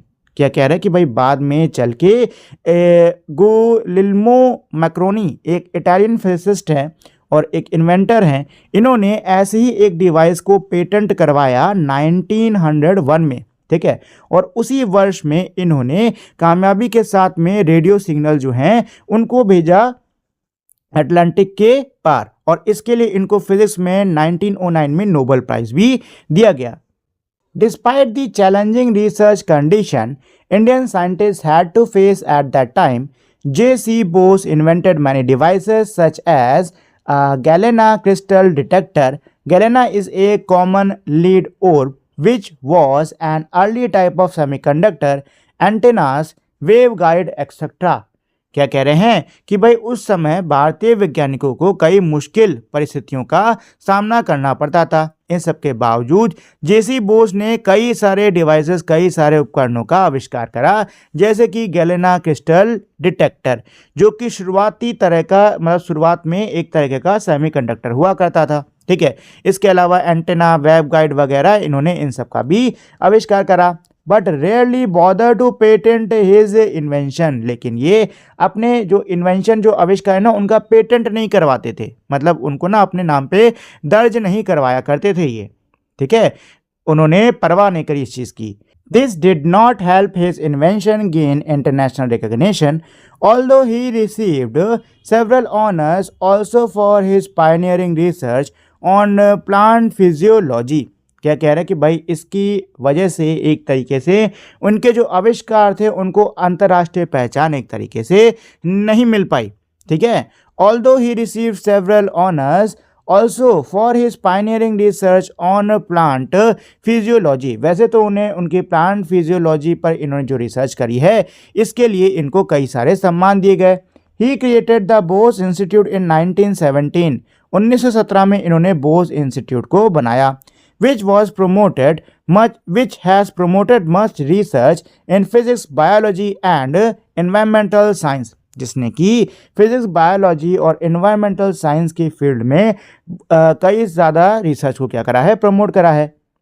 Think about it, in the 1990s mobile call in India cost up to 17 rupees per minute with the charges even for incoming calls. क्या कह रहे हैं कि भाई 1990 में भारत में mobile calls का जो रेट था, जो दाम था, वो था 17 रुपया प्रति मिनट, मतलब 17 रुपीज़ पर मिनट लगता था। और इनकमिंग कॉल यानी कि जो आने वाली कॉल है ना, उसका तक चार्ज पड़ता था। टुडे आज India has some of the world's cheapest mobile and internet rate. आज भारत में दुनिया के सबसे सस्ते मोबाइल और इंटरनेट रेट हैं। How do you think this become possible? क्या लगता है आपको ये कैसे पॉसिबल हुआ? इन 2025 में there are 1160 million wireless telephone subscribers and nearly 900 million internet connection in India. 2025 में 1160 मिलियन वायरलेस टेलीफोन सब्सक्राइबर्स थे और तकरीबन 900 मिलियन इंटरनेट कनेक्शंस थे भारत में। Ask your family or people in your neighborhood how they send long distance message before mobile phone was introduced। अपने परिवार में या अपने आस पड़ोस में लोगों से पूछिए कि मोबाइल फ़ोन्स के आने से पहले वो लंबी दूरी के लिए संदेश को कैसे भेजा करते थे। What has been their experience of using the first telephone और मोबाइल फ़ोन, और पहले टेलीफोन या मोबाइल फ़ोन को यूज़ करने का उनका अनुभव कैसा था। ठीक है, देखो फ़ोन का, टेलीफोन का एवोल्यूशन कैसे हुआ है वो दिया हुआ है। जैसे कि 1880s में कुछ इस प्रकार के फ़ोन चला करते थे, ठीक है ना। 1840s में कुछ ऐसे आ गए। ऐसे तो मैंने भी देखे हुए हैं मूवीज़ में, पुरानी मूवीज़ में हुआ करते थे। इसमें एक तरफ कान लगाओ और दूसरी तरफ मुँह लगा के बोलो, ठीक है। और 1960s में कुछ इस प्रकार के फ़ोन हो गए। फिर 1980s में फ़ोन ऐसे हो गए। फिर 1990 में 200 में इस तरीके के फ़ोन आने स्टार्ट हो गए, ऐसे छोटे वाले। और 2010 इसके बाद में तो आपके एंड्रॉयड फ़ोन चल रहे हैं। और अभी आप जिस पे वीडियो देख रहे हो ये भी आपका एंड्रॉयड होगा शायद, या हो सकता है कोई और हो। चलो, think about it. Do you see other types of infrastructure around you like school, colleges, training center, hospital, health center, police station, fire station, court, park, library, community centers and so on? This is known as social infrastructure. How do you think it supports the well-being and development of community and society? क्या कह रहे हैं कि क्या आपको आपके आसपास जो बाकी प्रकार के बाकी अलग अलग जो इंफ्रास्ट्रक्चर हैं, जैसे कि school, college, training centre, hospital, health centre, police station, fire station, court, park, library, community centre इत्यादि दिखते हैं कि नहीं, मतलब नज़र आते कि नहीं आते हैं? इन इंफ्रास्ट्रक्चर को, ऐसे इंफ्रास्ट्रक्चर को हम लोग सोशल इंफ्रास्ट्रक्चर कहते हैं, सामाजिक अवसंरचनाएं कहते हैं। How do you think it supports the wellbeing and the development of community and society? क्या लगता है आपको कि ये समाज और समुदाय के विकास, उनके बेहतरी को कैसे सपोर्ट करते हैं? तो दोस्तों देखिए, स्कूल्स और कॉलेजेस में हम लोग क्या करते हैं, पढ़ते हैं, लिखते हैं। ट्रेनिंग सेंटर में हमें अलग अलग ट्रेनिंग स्किल्स सिखाई जाती है। हॉस्पिटल, हेल्थ सेंटर्स हमारे सेहत के लिए होते हैं, जब तबीयत खराब होती है तो यहीं सब जाते हैं। पुलिस स्टेशन से हमको प्रोटेक्शन मिलती है। फायर स्टेशन, कहीं आग लगती है तो ये काम में आते हैं। कोर्ट, कहीं लड़ाई हो गई, कुछ मतभेद हो गया तो जाते हैं। पार्क में लोग आराम करने, रिलैक्स करने के लिए जाते हैं। लाइब्रेरीज में हम लोग अलग अलग बुक्स जाके पढ़ सकते हैं, ठीक है। मतलब ये है कि ये सारी जगहों पर जाके, ये सारी वो जगह हैं जो कि समाज के लिए बहुत ही ज़्यादा ज़रूरी होती हैं, ठीक है। कहीं पे हमें कुछ सीखने को मिल रहा है, कोई हमारी सेहत के लिए ज़रूरी है, कोई हमारी सुरक्षा कर रहा है। मतलब यह है कि ये सारे ही जो इंफ्रास्ट्रक्चर हैं ये क्या कर रहे हैं, ये एक बेहतर समाज को, बेहतर सुरक्षित समाज को बनाने में सहायता दे रहे हैं, ठीक है ना। एक बेहतर, एक सुरक्षित, एक वेल ऑर्गेनाइज समाज को बनाने में, उसके विकास में ये सारे के सारे चीज़ें क्या कर रही हैं, सहायता दे रही हैं, ठीक है दोस्तों। चलिए आगे बढ़ते हैं। इसमें क्या है, collective responsibility toward infrastructure. While India has developed major physical infrastructure in terms of airport, highways and so on, there still exist some challenges which needs to be solved। क्या कह रहे हैं कि भाई भारत के अंदर बड़े बड़े जो भौतिक मूल ढांचे हैं वो सब तो बन गए हैं, जैसे कि एयरपोर्ट, हाईवे इत्यादि बने हुए हैं, लेकिन अब भी कई सारी चुनौतियां हैं जिनको कि हमें सुलझाने की ज़रूरत है। We see roads being littered, stain on the building or writing on monuments। हम देखते हैं कि सड़क पे कचरा फेंका गया है, ठीक है, बिल्डिंग्स पर दाग धब्बे पड़े हुए हैं, ठीक है, मॉन्यूमेंट्स पर लोगों ने जाके लिख रखा है। Such damage to public infrastructure reduce ease of living for people and become a burden for every citizen. ये जो डैमेजेस होते हैं, जो नुकसान होते हैं पब्लिक इंफ्रास्ट्रक्चर पर, ये लोगों के जीवन पर असर डालते हैं, ठीक है ना, और ये हर नागरिक के लिए एक बोझ सा होता है, मतलब बोझ सा बन जाते हैं। Taking care of public infrastructure is a collective responsibility. जो पब्लिक इंफ्रास्ट्रक्चर है इसका ध्यान रखना एक कलेक्टिव रिस्पॉन्सिबिलिटी यानी हम सभी की जिम्मेदारी है। We also need to improve panchayat and municipal administrative services for waste management, sewer system, traffic management, provision for clean and safe drinking water, pedestrian friendly footpath. क्या कह रहे हैं कि हमको पंचायत और म्युनिसिपल एडमिनिस्ट्रेशन सर्विस को इम्प्रूव करने की ज़रूरत है ताकि waste management, sewer system, traffic management, साफ़ पीने का पानी और मतलब जो पैदल चलने वाले लोग हैं उनके लिए फुटपाथ पर जो है ना ये बेहतर तरीके से बन सके। इन एडिशन इन सब के साथ में we need safe and sustainable infrastructure that uses cleaner energy. इन सब के साथ में हमको एक सुरक्षित और एक सस्टेनेबल इंफ्रास्ट्रक्चर की ज़रूरत है जो कि साफ ऊर्जा का इस्तेमाल करे और इको फ्रेंडली मटेरियल से बना हो, जिससे कि प्रदूषण जो है वो कम से कम किया जा सके और बायोडाइवर्सिटी को कम से कम नुकसान पहुंचाया जा सके। उदाहरण के लिए सोलर पैनल यूज़ करके बिजली अगर हम किसी बिल्डिंग के लिए बनाते हैं तो इससे एमिशन कम होता है, यानी प्रदूषण कम होता है। This design of infrastructure should consider the need of children, the elderly and disabled। क्या कह रहे हैं, इंफ्रास्ट्रक्चर के ऐसे जो डिज़ाइंस होते हैं हमें इनको ज़रूर कंसिडर करना चाहिए, बच्चों के लिए, बड़ों के लिए, जो विकलांग लोग हैं उन सब के लिए काफ़ी क्या है ज़रूरी हैं सारी चीज़ें। चलिए, इंफ्रास्ट्रक्चर इन दी अर्थशास्त्र। According to Kautilya Arthashastra, the state, Grama and Sabha were actively involved in the development and maintenance of roads and waterways। क्या कह रहे हैं कि भाई कौटिल्य के अर्थशास्त्र के हिसाब से जो स्टेट थे, जो ग्राम थे, जो सभाएं थी, वो एक्टिवली पार्टिसिपेट करती थी, भाग लेती थी सड़क और वाटरवेज के निर्माण में, उनके मेंटेनेंस में, मतलब उनकी मरम्मत में, उनको बेहतर करने में। फॉर इंस्टेंस, उदाहरण के लिए, दी text mention detail regulation for the construction of road. उदाहरण के लिए जो टेक्स्ट है, जो लेख है, उसमें डिटेल में रेगुलेशंस दिए हुए हैं, नियम कानून दिए हुए हैं सड़कों के निर्माण के लिए।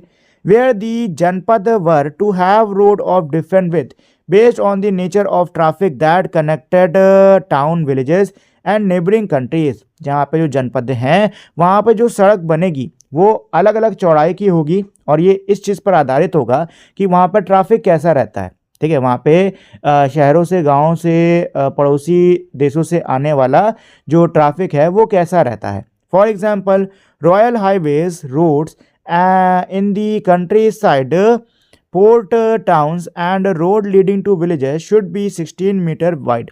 क्या कह रहे हैं, उदाहरण के लिए जो शाही हाईवेज हुआ करते थे, शाही मार्ग हुआ करते थे, जो देश के किनारे की जो सड़कें हुआ करती थी, कंट्री साइड मतलब कि देश के किनारे क्षेत्रों की जो सड़कें हुआ करती थी, बंदरगाह के जो शहर की सड़कें हुआ करती थी, इसके अलावा वो सड़कें जो कि गाँव से जाया करती थी, इनका 16 मीटर चौड़ा होना जरूरी था। Forest road and roads within the city should be 8 metres. और जो जंगल की सड़कें हैं, साथ में जो सड़कें शहर के अंदर हैं, उनकी चौड़ाई 8 मीटर होनी चाहिए। Chariot road should be 2.5 metres in width. जो चैरियट रोड्स हैं, चैरियट जिन पर रथ जाते हैं, उन रोड्स की जो चौड़ाई है वो 2.5 मीटर चौड़ी तो होनी चाहिए, and so on. It also deterred damage to the physical infrastructure by recommending punishment and fines for individual who violated the rules। इसके अलावा जो भी व्यक्ति इंफ्रास्ट्रक्चर को नुकसान पहुंचाता है उसके लिए पनिशमेंट और हैवी फाइन जो भी रूल तोड़ रहा है उसके लिए पनिशमेंट और हैवी फाइन इसके बारे में भी उसमें दिया हुआ है। फॉर इंस्टेंस, उदाहरण के लिए, it suggest a severe penalty for those damaging water works such as breaking the dam of the reservoir and fine for passing into public park by breaking the hedges and for obstructing path to waterways and forests। उदाहरण के लिए इसमें बहुत ज़्यादा penalty की बात की गई है, बहुत ही ज़्यादा हैवी फाइन की बात की गई है उनके लिए जो कि वाटर वर्क को डैमेज करते हैं, जैसे कि डैम के रिजर्वायर को तोड़ना हो गया, ऐसी सब चीज़ें। या फिर जो हेजेस मतलब जो पार्क के किनारे पहले लकड़ी के बाड़े लगे होते थे ना, तो जो बाड़े को तोड़ के पार्क में एंटर कर रहे हैं इनके लिए तगड़ा फाइन लगेगा। ठीक है, इसके अलावा जो वाटरवेज फॉरेस्ट जो है इनके पाथ को जो ऑब्स्ट्रक्ट कर रहे हैं, रोक रहे हैं, इनको भी बहुत ज़्यादा हैवी फाइन लगेगा। While the government can impose penalty to deter damage to infrastructure, the role of citizen is equally important in maintaining it। क्या कह रहे हैं कि जो सरकार है वो तो हैवी पेनल्टी यानी हैवी फाइन, हैवी कह सकते हो जो सजाएं हैं वो लगा सकती है उन पर जो कि डैमेज करते हैं इंफ्रास्ट्रक्चर को। जो सिटीजन्स हैं यानी कि जो नागरिक हैं उनका भी जो किरदार है इनको मेंटेन करने के लिए वो भी बहुत ही ज़्यादा ज़रूरी है। Individuals need to use it responsibly and report any damage to the authorities such as in case of potholes or broken street light। जो लोग हैं उनको बहुत ही जिम्मेदारी के साथ में इनका इस्तेमाल करना है और अगर कोई डैमेज होता है तो उसको अथॉरिटीज़ को सूचित करना है, जैसे कि कोई पोर्ट होल मतलब सड़क में गड्ढा है या फिर टूटी हुई स्ट्रीट लाइट है तो आपको अथॉरिटीज़ को क्या करना है, रिपोर्ट करना है कि वो आके इसको सही करें। Let's explore. Create a community responsibility pact on the board or as a poster. Come up with ideas on how individual can develop a sense of responsibility toward public infrastructure। क्या कह रहे हैं कि भाई आपको एक कम्युनिटी रिस्पॉन्सिबिलिटी पैक्ट बोर्ड पर या फिर पोस्टर के रूप में बनाना होगा। इसके अलावा आपको ऐसे आइडियाज़ विचारों को ऐसे आइडियाज़ को सोचना होगा जिससे कि किसी भी व्यक्ति की जो जिम्मेदारी की भावना है पब्लिक इंफ्रास्ट्रक्चर के प्रति उसको बढ़ाया जा सके या फिर उसको और बढ़िया से विकसित किया जा सके। ठीक है, तो देखो कम्युनिटी रिस्पॉन्सिबिलिटी पैक्ट आप बना लो, उसमें पोस्टर टाइप का चाहो तो बना लो, उसमें आप नारे लिख सकते हो कि जो पब्लिक प्रॉपर्टी उसको डैमेज मत करो, जो स्मारक हैं उनकी दीवारों पे मत गोजो, डस्टबिन का यूज़ करो, जगहें साफ करो, ऐसे करके। ठीक है, अगला इसमें क्या कह रहा है, can you think of ways in which infrastructure can become more sustainable around you. क्या आप ऐसे तरीकों के बारे में सोच सकते हो जिससे कि आपके आसपास मौजूद जो इंफ्रास्ट्रक्चर है वो और भी ज़्यादा सस्टेनेबल हो जाए। फॉर एग्जाम्पल के लिए, what change would you make to your school to make it more eco friendly. आप अपने स्कूल में क्या बदलाव लाओगे जिससे कि वो और भी ज़्यादा इको फ्रेंडली हो जाए। तो स्कूल को और इको फ्रेंडली करने के लिए उसमें आप सोलर पैनल्स इंस्टॉल करा सकते हो, जितना हो सकता है उसका यूज़ करो। इसके अलावा रेन वाटर हार्वेस्टिंग जो है वो स्कूल में करवा सकते हो। प्लास्टिक यूज़ है उसको कम करा दो। ठीक है, पेड़ पौधे और भी ज़्यादा लगाओ और जब क्लास से बाहर जाओ तो फ़ैन और लाइट वाइट के स्विच ऑफ कर दो। ठीक है, चलो नेक्स्ट इसमें क्या है, write down a list of 5 problems you have observed and their possible solution on a sheet and discuss in class। क्या कह रहे हैं कि आपको एक लिस्ट लिखनी होगी, लिस्ट बनानी होगी, इसमें आपको 5 प्रॉब्लम्स के बारे में लिखना होगा जो कि आपने ऑब्जर्व करी हैं और उनका क्या पॉसिबल सॉल्यूशन हो सकता है वो भी आपको लिस्ट में उसी पेपर में लिखना होगा और फिर क्लास में इस चीज़ को आपको डिस्कस करना है। ठीक है दोस्तों, चलिए तो अब हम लोग पहले इसमें बिफोर वी मूव ऑन से एक थोड़ा सा छोटा सा रिवीजन कर लेते हैं चैप्टर का, फिर क्वेश्चन आंसर पे चलेंगे। तो पहला पॉइंट इसमें क्या है, quality infrastructure is the backbone of all for all other economic activities taking place in a country. क्या कह रहे हैं कि एक अच्छा जो इंफ्रास्ट्रक्चर है वो रीढ़ की हड्डी होता है देश में जितनी भी आर्थिक गतिविधियां हो रही हैं ना उनकी। This enables better connectivity, employment opportunity for peoples and enhance ease of living। इससे लोगों के बीच की जो कनेक्टिविटी है वो बढ़ती है, एम्प्लॉयमेंट यानी रोजगार के मौके और भी ज़्यादा पैदा होते हैं लोगों के लिए, उनका जो जीवन है वो और भी बेहतर होता है। ओवर टाइम, समय के साथ साथ, India has witness phenomenal growth in the physical infrastructure Bharat में समय के साथ साथ हमें भारत में जो भौतिक मूल ढांचा है उसमें हमें बहुत ही कमाल की ग्रोथ, बहुत ही कमाल का विकास देखने को मिला है। And it is the duty of every citizen to preserve and maintain it, और ये हर नागरिक का कर्तव्य होता है कि वो उसको बचा कर रखे। चलिए दोस्तों, तो अब चलते हैं इस चैप्टर के क्वेश्चन आंसर्स पर। तो पहला क्वेश्चन क्या कह रहा है, which form of physical infrastructure has been build in your area in the last decade. क्या कह रहे हैं कि अभी लास्ट डेकेड यानी कि अंतिम दशक में आपके क्षेत्र में कौन सा फिजिकल इंफ्रास्ट्रक्चर बनाया गया है। How do you think it has benefited you और योर फैमिली मेम्बर्स। क्या लगता है आपको कि उसने आपके और आपके परिवार के सदस्यों को कैसे फ़ायदा पहुंचाया। It could if you could build something for the community what it would be. अगर आप अपने समुदाय के लिए कुछ बनाने का आपको मौका मिले तो आप क्या बनाओगे। तो देखो, मेरे एरियाज़ में अभी बेहतर रोड्स बने हुए हैं, ठीक है। इसके अलावा मेट्रो सर्विस शुरू हुई है, ज़्यादा दूर नहीं, घर के पास ही में है, ठीक है।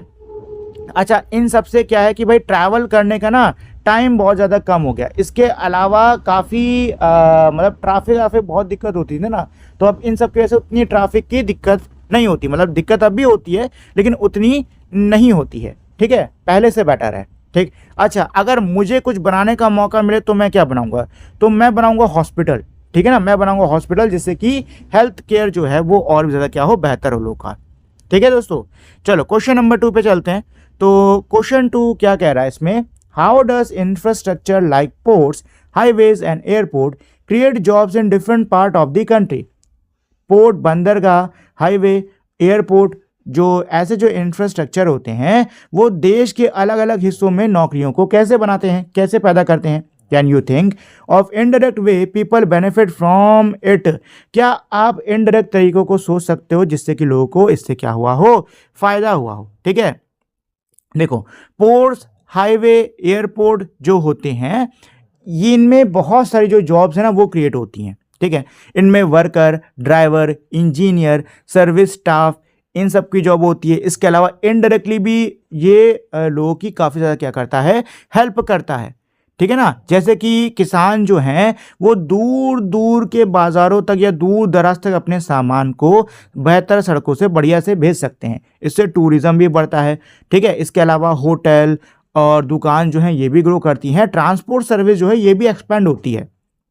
कुल मिला के बात ये है कि इंफ्रास्ट्रक्चर जो है वो हमारे देश की जो आर्थिक विकास है ना उसमें बहुत ही महत्वपूर्ण भूमिका निभाता है, ठीक है। चलिए क्वेश्चन 3 पर चलते हैं। Why is it important to think about the environment when building a new infrastructure like road और एयरपोर्ट। जब भी हम लोग नए इंफ्रास्ट्रक्चर जैसे कि रोड्स या एयरपोर्ट्स को बना रहे होते हैं तब प्रकृति के बारे में ध्यान रखना इम्पॉर्टेंट क्यों है। Can infrastructure development and environmental protection go hand in hand. क्या दोनों चीज़ें इंफ्रास्ट्रक्चर डेवलपमेंट और environmental protection hand in hand मतलब एक साथ दोनों पर ध्यान दिया जा सकता है। इफ़ यस, अगर हाँ, हाउ, अगर हाँ तो कैसे।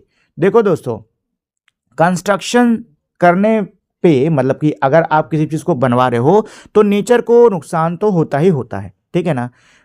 डेवलपमेंट और इन्वायरमेंट प्रोटेक्शन दोनों साथ में जा सकते हैं अगर हम इको फ्रेंडली चीज़ों का, इको फ्रेंडली मेथड्स का यूज़ करें तो, ठीक है ना। देखो, जब भी बड़े बड़े इंफ्रास्ट्रक्चर बनाए जाते हैं जैसे कि मान लो सड़कें बनाई जा रही हैं तो इनके लिए जंगलों को काटा जाता है, ठीक है। पोल्यूशन भी होता है, ठीक। इससे जो वाइल्ड लाइफ है ना उस पर भी काफ़ी ज़्यादा नुकसान पहुंचता है, ठीक। इसीलिए ज़रूरी है कि जब भी हम सड़कों को, एयरपोर्ट्स को या बिल्डिंग्स को डेवलप कर रहे हो, बना रहे हों तो हम प्रकृति का भी ध्यान रखें, ठीक है। हाँ, विकास और प्रकृति की सुरक्षा दोनों हम साथ में कर सकते हैं। कैसे कर सकते हैं, जैसे कि मान लो अगर आपने एक जगह जंगल काटे हैं, पेड़ काटे हैं बहुत सारे रोड बनाने के लिए, तो आप किसी दूसरी जगह जाके उनसे ज़्यादा पेड़ लगा दो, ठीक है। जितने काटे हैं ना उससे कई ज़्यादा पेड़ लगा दो। इसके अलावा जो रिन्यूएबल एनर्जी सोर्स होते हैं जैसे कि सोलर पावर हो गया, विंड एनर्जी हो गया, इन सब का आप यूज़ कर सकते हो। इसके अलावा जो इको फ्रेंडली हमारे मटेरियल होते हैं, इन्वायरमेंट से मिलने वाले जो हमारे इन्वायरमेंट फ्रेंडली मटेरियल्स होते हैं उनका यूज़ कर सकते हैं, ठीक है ना दोस्तों। चलिए क्वेश्चन 4 क्या कह रहा है, how can better infrastructure like roads, airports, communication system help during natural disaster like flood और अर्थक्वेक। हमारा जो बेहतर इंफ्रास्ट्रक्चर होता है जैसे कि बेहतर सड़कें, एयरपोर्ट और कम्युनिकेशन सिस्टम, ये नेचुरल डिजास्टर प्राकृतिक आपदा के दौरान जैसे कि बाढ़ हो गया, अर्थक्वेक हो गया, उसमें ये कैसे हेल्प देते हैं। तो देखो दोस्तों, जो नेचुरल डिजास्टर होते हैं जैसे कि बाढ़ हो गया, अर्थक्वेक हो गया, इसमें जो स्ट्रॉन्ग इंफ्रास्ट्रक्चर है ये बहुत ही महत्वपूर्ण भूमिका निभाते हैं, ठीक है ना।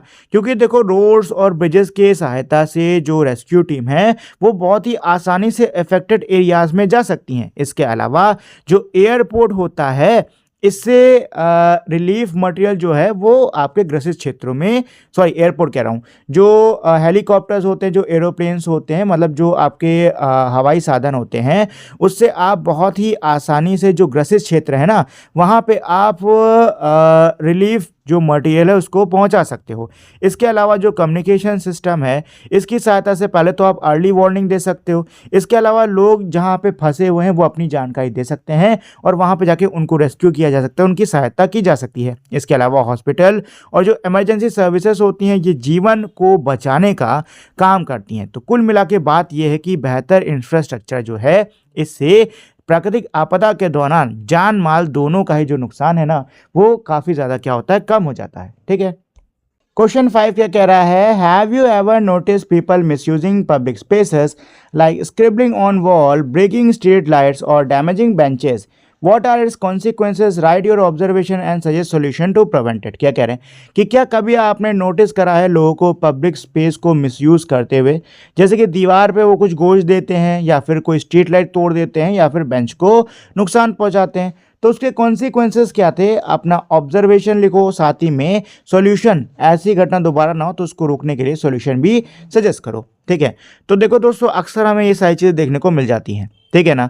और कॉन्सिक्वेंसेस देखो, अगर आप कभी भी पब्लिक प्लेस को नुकसान पहुंचाते हो तो उसके लिए ना सज़ा है, आपको फाइन देना पड़ सकता है और कई केसेस में तो आपको जेल भी जाना पड़ सकता है, ठीक है ना। अब सबसे कह सकते हो कि अगर हम चाहते हैं कि ऐसा ना हो तो इसके लिए सबसे ज़्यादा ज़रूरी है कि लोगों ना अवेयरनेस फैलाई जाए, ठीक है, स्ट्रिक्ट एक्शन लिया जाए और साथ ही में अवेयरनेस फैलाई जाए। लोगों के मन में एक तरीके से डर बैठना चाहिए कि हाँ, अगर वो कुछ गलत काम कर रहे हैं, ये अगर नुकसान पहुंचा रहे हैं पब्लिक इंफ्रास्ट्रक्चर को, तो उनके खिलाफ कार्रवाई की जाएगी, ठीक है ना। पब्लिक प्रॉपर्टी सभी की होती है और इसीलिए उसकी रक्षा करना ज़रूरी है, ठीक है। हमारा भी कर्तव्य है उसकी रक्षा करना, सरकार का भी कर्तव्य है उसकी रक्षा करना। नेक्स्ट क्वेश्चन से क्या कह रहा है, prepare scenario poster for the following situations. In situation के लिए हम लोग को सिनेरियो पोस्टर बनाने होंगे। तो पहली सिचुएशन क्या है, a new factory is plan in an area, एक क्षेत्र में नई फैक्ट्री को प्लान करा गया है। What form of infrastructure is required for इस स्मूथ ऑपरेशन, उसके स्मूथ ऑपरेशन के लिए किस प्रकार के इंफ्रास्ट्रक्चर की ज़रूरत है। तो कहीं पे भी अगर फैक्ट्री लगाई जाती है तो उसके स्मूथ ऑपरेशन के लिए हमें चाहिए होती हैं road, electricity, water supply, communication system, ये सारी चीज़ें, ठीक है। वेस्ट मैनेजमेंट ये भी चाहो तो ऐड कर लो। सेकंड क्या है, self cleaning roads, underground highways and high-speed bullet trains could be part of a futuristic city. Imagine the kind of infrastructure that would be required in the future that would help ease the lives of the people and communities in your city, town or village for various day-to-day function. क्या कह रहे हैं कि self cleaning यानी खुद से साफ करने वाली सड़कें, अंडरग्राउंड हाईवे और तेज रफ्तार की जो बुलेट ट्रेन है ये हमारी फ्यूचरिस्टिक सिटी का हिस्सा हो सकता है। कल्पना करो कि भविष्य में जीवन को और आसान बनाने के लिए, जीवन को और बेहतर बनाने के लिए किस प्रकार के इंफ्रास्ट्रक्चर की ज़रूरत पड़ेगी, ठीक है। तो यहाँ पे आपके स्मार्ट रोड हो गई, ठीक है। फ्यूचरिस्टिक सिटी को तो भाई स्मार्ट रोड्स की ज़रूरत पड़ेगी, बुलेट ट्रेन की हो गई, क्लीन एनर्जी हो गया, डिजिटल सिस्टम हो गया, इन सब की ज़रूरत पड़ेगी, ठीक। थर्ड इसमें क्या है, think about upgrades to an infrastructure near you. आपके आसपास कोई भी इंफ्रास्ट्रक्चर है तो उसमें क्या अपग्रेड्स होने चाहिए उसके बारे में सोचो। Considering the terrain of your area such as coastal, mountain, plain, etc. and the type of natural calamities your region is prone to। अच्छा, इसमें ये कह रहे हैं कि आपका जिस जगह पे आप रहते हो उसका ट्रेन कैसा है, मतलब वो क्षेत्र कैसा है, तटीय है, पहाड़ी है, मैदानी है, कैसा क्षेत्र है और वहाँ पे कैसी प्राकृतिक आपदा आ सकती है। तो इसके बेसिस पे, इसके आधार पे आपके आसपास जो भी इंफ्रास्ट्रक्चर मौजूद है उसमें क्या क्या अपग्रेड होना चाहिए, ठीक है, ये इसमें कह रहे हैं। तो देखो थोड़ा सा एग्जाम्पल लेते हैं। मान लो कोस्टल एरिया के करीब में कोई इंफ्रास्ट्रक्चर है, तो पहली बात तो कोस्टल जो एरियाज़ होते हैं ना, वहाँ पे स्ट्रॉन्ग एम्बांकमेंट बनाने की बहुत ज़रूरत होती है, जिससे कि अगर लहरें ज़्यादा उठ रही हैं, पानी ज़्यादा तेज़ है, तो वो इधर मतलब क्या बोलते हैं, इलाकों में मतलब अंदर घरों की तरफ ना आए, ठीक है। इसके अलावा अगर पहाड़ी क्षेत्र है, ठीक है, तो वहाँ पे आपको टनल्स, ब्रिजेस को स्ट्रॉन्ग करना है, ठीक।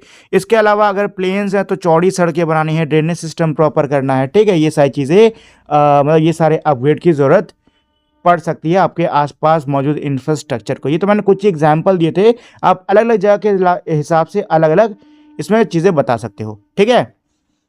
चलो फोर्थ वाले पर आते हैं। If you could design a new railway और metro station, what would it look like and what features would you add to make it more fun and comfortable for passengers. अगर आपको एक नए रेलवे या मेट्रो स्टेशन को design करने को दिया जाए तो आप उसमें कौन से फीचर्स को डालना चाहोगे जिससे कि वो और भी ज़्यादा मज़ेदार और कस्टमर्स कह रहा हूँ, पैसेंजर्स के लिए और भी ज़्यादा कंफर्टेबल हो जाए। तो देखो, अगर हम कोई स्टेशन, अगर मुझे मौका दिया जाएगा ना कोई स्टेशन बनाने का, तो पहली चीज़ तो साफ़ सफाई का बहुत ध्यान रखना है।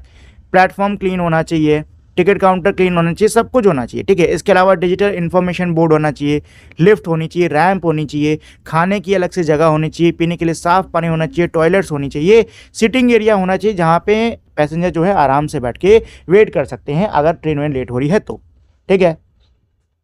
चलो क्वेश्चन नंबर 7 पे चलते हैं। क्या कह रहा है? Today's modern infrastructure require consistent technological innovation. For instance, electric vehicles are increasingly being used by people as a cheaper alternative to polluting fuel like diesel or petrol. Find out about other innovation in infrastructure that can improve ease of living or mobility for communities.